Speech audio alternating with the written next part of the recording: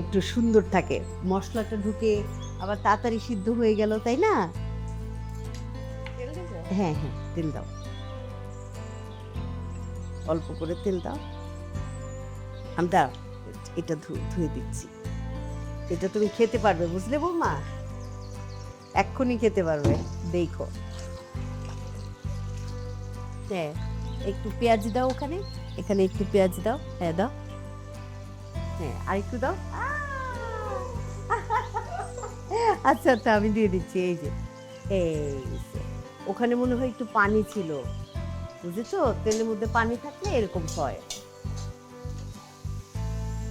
জানো থাইরয়েড হলে না, যারা ১ম বেবি হয় তাদের থাইরয়েড হওয়ার সম্ভাবনা থাকে, হ্যাঁ? তখন এই যে তোমাকে কি করতে হবে জানো? আলু একটু খাওয়া কমিয়ে দিতে হবে। এই যে এই ডাঁটা, তারপর চাল কুমড়া, লাউ এগুলা খেতে হবে। নাও, নাও, নাড়া দাও। এই যে দিয়ে দিচ্ছি।